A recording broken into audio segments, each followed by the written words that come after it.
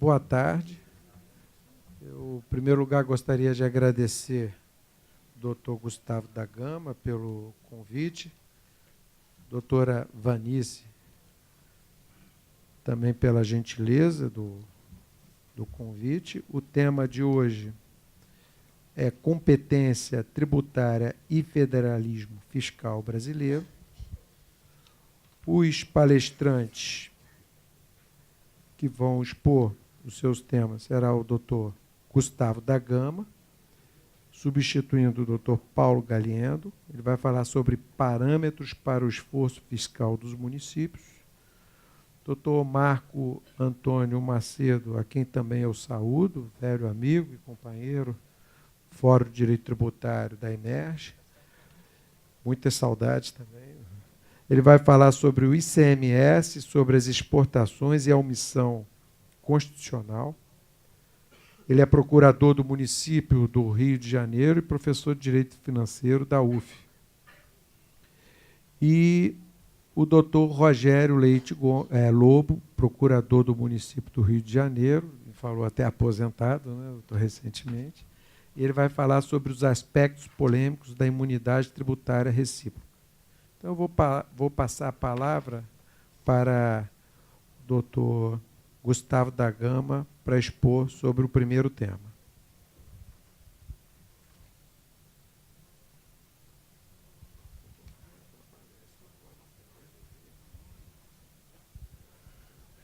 Bem, boa tarde.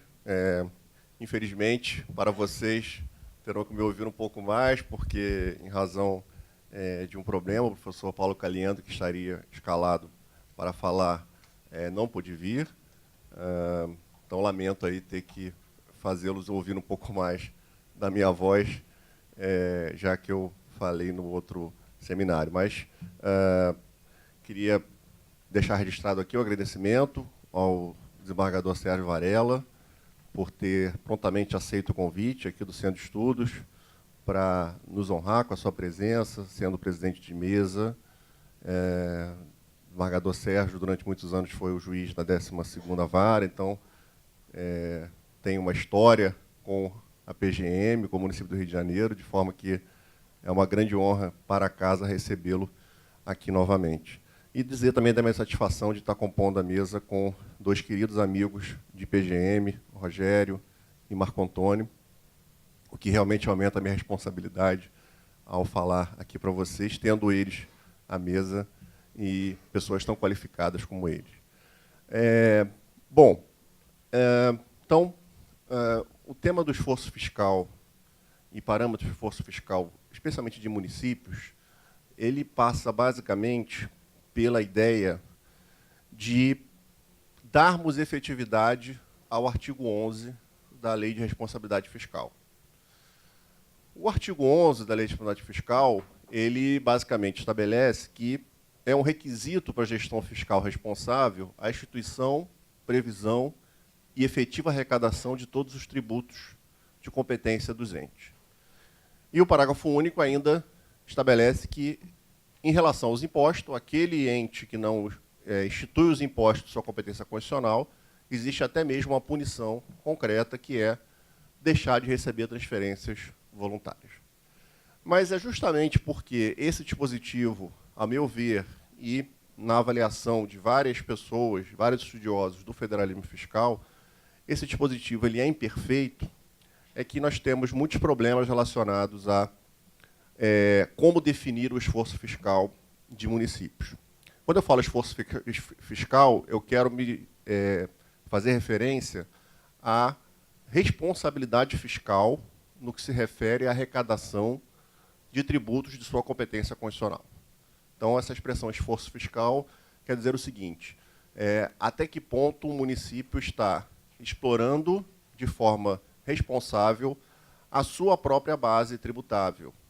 Até que ponto, por exemplo, o município tem uma lei de IPTU, uma lei de planta de valores de IPTU atualizada com a realidade de mercado. Até que ponto o município tem uma estrutura fiscal com servidores, até mesmo com procuradoria de município, que é capaz de efetivamente não só ter a instituição dos impostos e dos seus tributos em geral na lei, na teoria, mas também ter uma efetiva arrecadação tributária.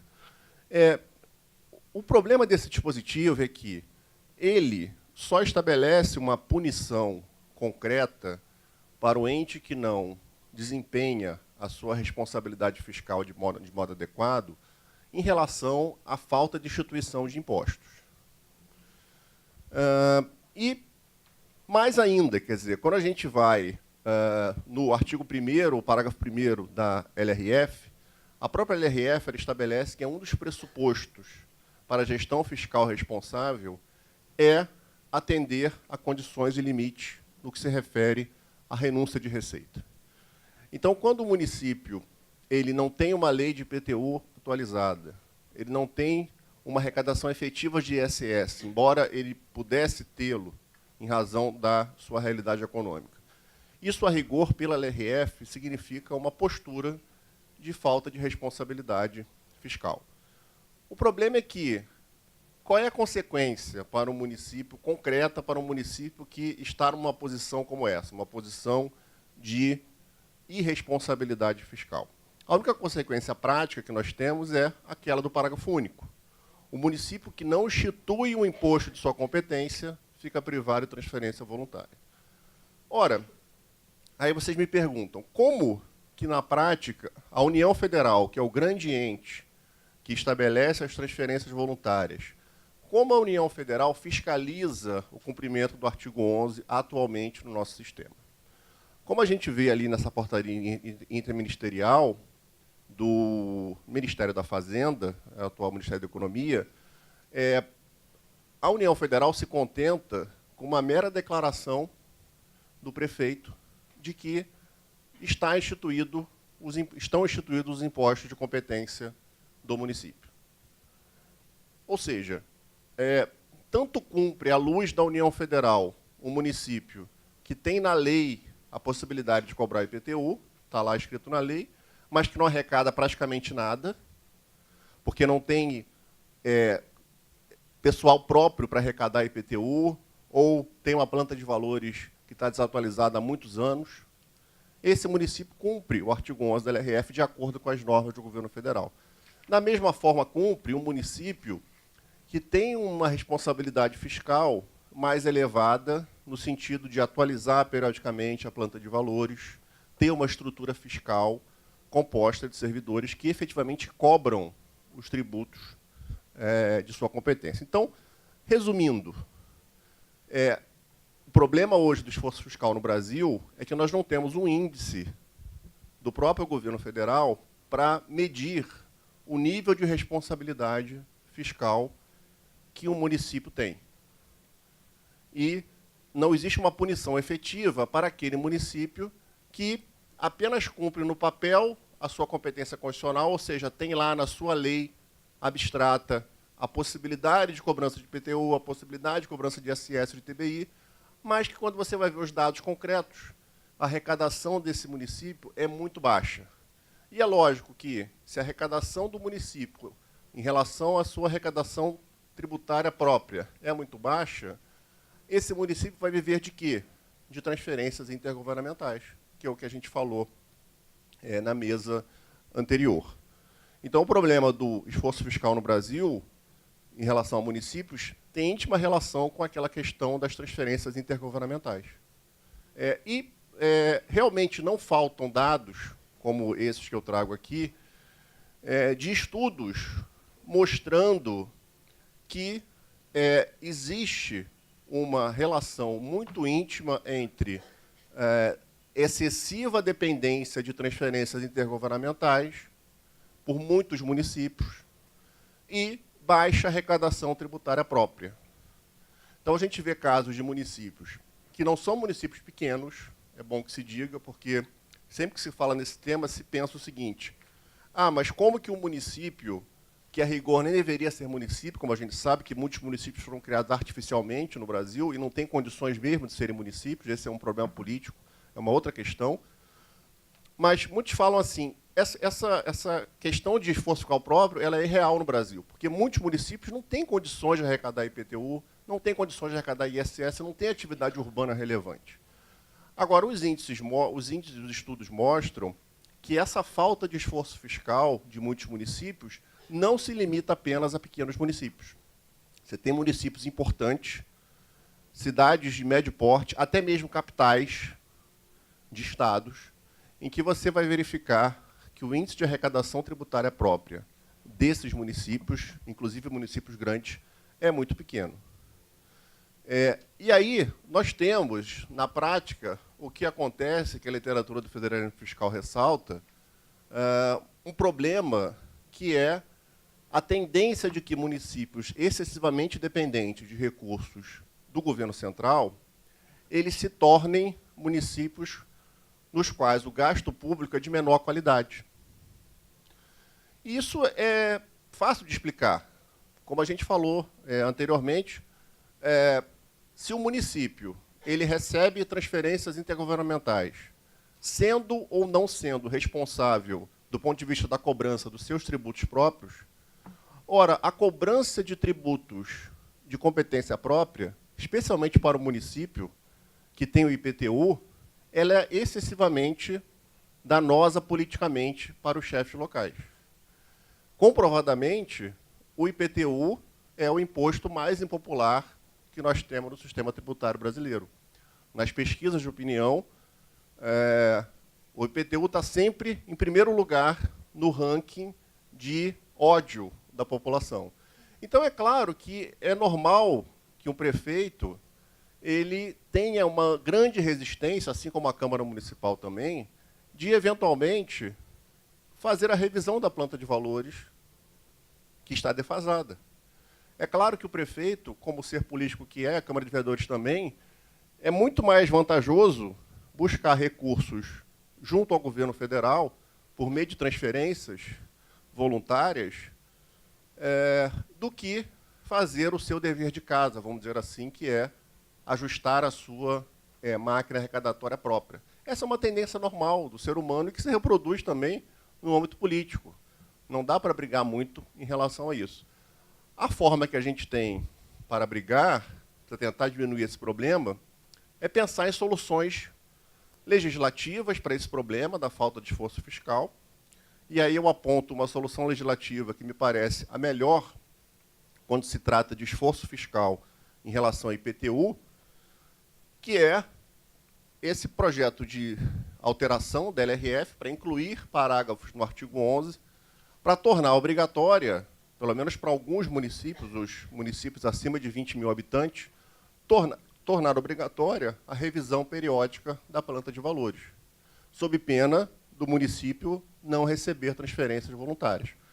Porque aí nós retiramos do colo político do prefeito esse ônus de ter que chegar para a população e, de tempos em tempos, assumir esse ônus de ter que aumentar o IPTU, que é sempre muito impopular. E a gente vai evitar situações como ocorreram em vários municípios, em que a planta de valores, às vezes, fica 20, 30 anos sem atualização, e é normal que, quando se decide atualizar, o aumento seja, em algumas situações, excessivo. A gente, tornando obrigatória, periodicamente, a revisão da planta de valores, a gente retira esse ônus, de alguma forma, do chefe local. Agora, isso não é só isso. Eu acho que a gente pode pensar em outros mecanismos para tornar o esforço fiscal de municípios uma realidade. E acho que temos mecanismos para isso já. Não precisamos depender de projetos de lei, como aquele que eu mencionei. Por exemplo, a Lei Complementar 148, que é aquela lei que a doutora Andréa Siqueira tratou com muita propriedade, que trata um dos assuntos da questão do refinanciamento de dívidas dos entes federativos, ela mesma tem um dispositivo que fala que a União pode estabelecer o que ela chama de programa de acompanhamento fiscal, em que, nesse programa, vai ocorrer o estímulo para que os estados e alguns municípios possam melhorar a sua estrutura fiscal de arrecadação. Vejam que o dispositivo fala expressamente um compromisso em relação às receitas de arrecadação própria, justamente aquilo que a gente está falando. A própria lei do regime de recuperação fiscal dos estados, editada em 2017, veja que essa ideia do esforço fiscal ela é tão relevante que mesmo o Estado que está sob o regime de recuperação fiscal, que é um regime de grande rigor, de controle das contas públicas, e que, por enquanto, só o Estado do Rio de Janeiro aderiu, mas outros estados querem aderir, a própria lei de recuperação fiscal dos estados diz que, a princípio, podem ser contratadas operações de crédito com a finalidade de modernizar a administração fazendária dos estados.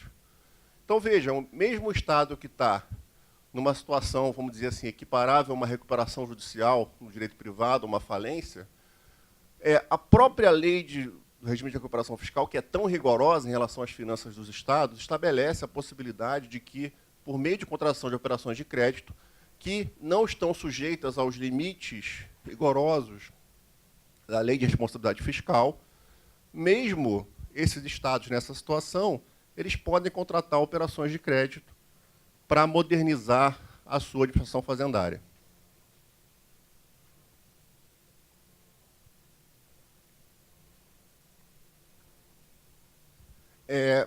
Acho também que podemos pensar em melhorias legislativas para tentar trazer essa realidade do esforço fiscal um pouco mais concreta.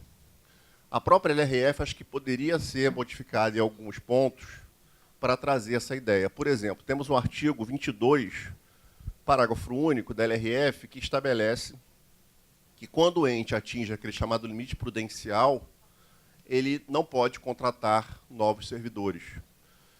Salvo, e ela faz exceções, a provimento de cargo público em relação à reposição decorrente de aposentadoria, falecimento de servidores das áreas de educação, saúde e segurança.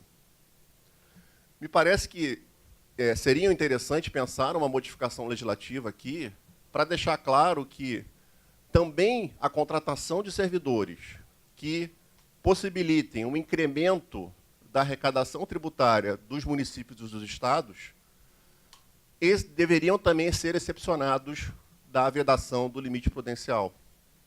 Eu já tive a oportunidade de falar em alguns lugares e já me colocaram essa questão. Tem muito município que está no limite prudencial de gastos da LRF. O município ele tem até projetos em que ele pretende melhorar a sua arrecadação tributária, ele quer contratar mais fiscais, às vezes quer contratar mais procuradores para poder agilizar a dívida ativa, e o município não pode. Por quê? Porque ele está no limite prudencial.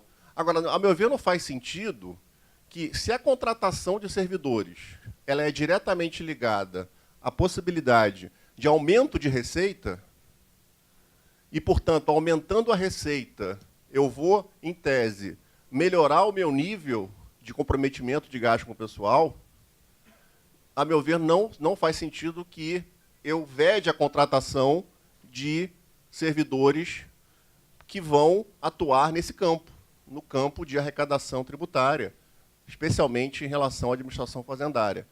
Acho que poderemos pensar uma modificação aqui também da LRF para, eventualmente, cogitar dessa possibilidade, porque pode ser uma das saídas para melhorar esse ambiente.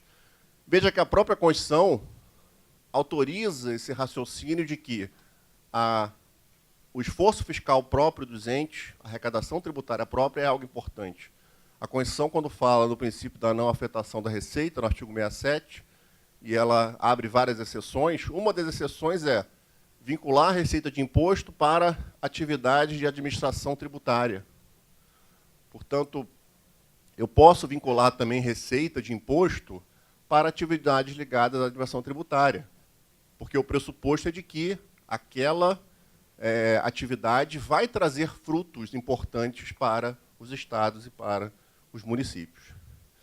Outras medidas também que são importantes, o BNDES tinha, há pouco tempo atrás, programas especiais para concessão de crédito para prefeituras e estados que tinham interesse em modernizar sua arrecadação tributária, modernizar sua estrutura de dados. A própria questão da advocacia pública nos municípios, acho que também é um dado importante, porque de nada adianta o município contratar fiscais para fiscalização de IPTU, de ISS, de taxas, e não ter procuradores do município para ajuizar execuções fiscais, cobrar a dívida ativa. Acho que também é importante o fortalecimento da advocacia pública em âmbito municipal, e aí, nesse sentido, eu louvo a iniciativa aqui do Tribunal de Contas do Estado do Rio de Janeiro, que recomendou e determinou que os municípios do Estado do Rio de Janeiro possam estruturar procuradorias próprias. A própria questão de municípios que não têm uma atividade urbana muito relevante e que, portanto, têm, em tese, capacidade de arrecadação maior de ITR, que é o Imposto Federal, a possibilidade de implementar e facilitar que o município faça convênios com a União Federal, como já é previsto, mas com muitas dificuldades administrativas, para que esses municípios possam também ter um incremento da arrecadação tributária via ITR, já que a emenda 42 permitiu isso. E agora, para finalizar, eu queria contar uma situação, porque a gente sempre associa esse tema do esforço fiscal de municípios à questão do IPTU. E, de fato, é o tema mais debatido, a questão do esforço fiscal para melhorar a arrecadação do IPTU. Só que, com as recentes mudanças na Lei Complementar 116, de 2003, do ISS, a gente também está começando a ter esse debate no campo do ISS também. Quer dizer, até que ponto o município pode, uma vez alterada a lei complementar do ISS, como foi alterada a lei complementar pela Lei 157, de 2016, uma vez ampliada a competência tributária de municípios para estabelecer novas hipóteses de incidência tributária do ISS, como aconteceu no caso da Lei Complementar 157, passou a prever a tributação de serviços ligados à computação na nuvem, a veiculação de publicidade, a aplicação de tatuagem, vários serviços que não estavam na lista de serviços da Lei Complementar 116 foram incluídos na Lei Complementar 157. A questão e a gente sabe também que a Lei Complementar 157 foi além. Ela disse que dever-se-ia respeitar a alíquota mínima de 2% do ISS, reproduzindo o que a emenda 37 já dizia, e foi além, dizendo que a tributação abaixo de 2%, excetuadas as hipóteses admitidas pela própria lei, seria um ato de improbidade administrativa a tributação em bases menos elevadas do que estabelecidas pela Lei Complementar 157.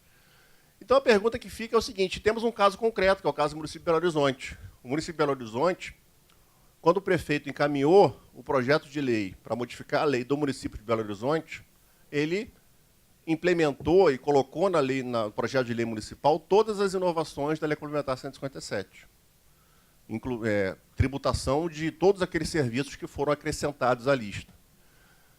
Pois bem, a Câmara de Vereadores de Belo Horizonte, em relação a diversos serviços, inclusive importantes serviços, como a tributação de veiculação de publicidade, tributação de computação na nuvem, armazenagem na nuvem, etc., muitos serviços ligados a essa área tecnológica, a Câmara de Vereadores de Belo Horizonte optou, numa decisão política, de não incluir na lei do município de Belo Horizonte vários desses serviços.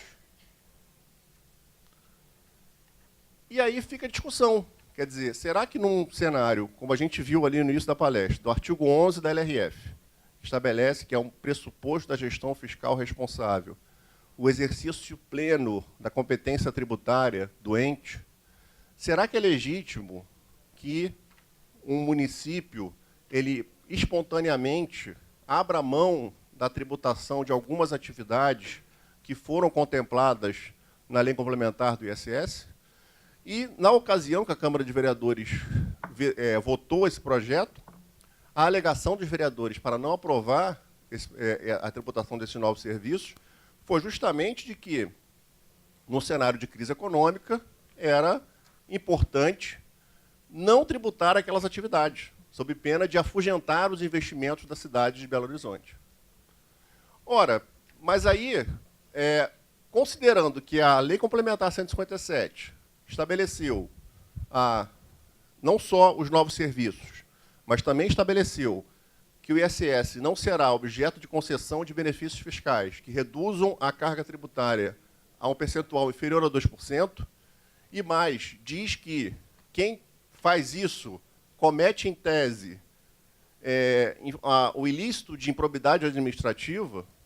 Até que ponto, e aí a provocação final que eu deixo, podemos concluir, como fez nesse estudo aqui publicado recentemente o professor Marciano Seabra de Godoy, em que ele escreveu um artigo dizendo que, na visão dele, hoje seria dever do prefeito de Belo Horizonte reencaminhar o projeto de lei, um novo projeto de lei municipal, para insistir na tributação daqueles serviços. E que, na visão dele, os vereadores de Belo Horizonte teriam incidido em improbidade administrativa, ao deixar de aprovar a tributação dessas novas realidades. Porque diz o professor Marciano Seabra Godoy, se a lei complementar veio e estabeleceu a incidência dessas novas realidades, e, como a gente sabe, estabelecendo a punição da improbidade administrativa e reforçando a alíquota mínima de 2% como instrumento para conter a guerra fiscal entre municípios, a possibilidade de você, pela não tributação, estimular a implementação de empresas no seu território. Ora, se o espírito da lei foi esse, no total, como podemos considerar legítimo que um município opte por, deliberadamente, não tributar determinadas situações? Ora, o não tributar, o não incluir na lista, é a maior renúncia de receita possível. É maior até do que você colocar uma alíquota de 1%, que seria também ilegal pela nova lei.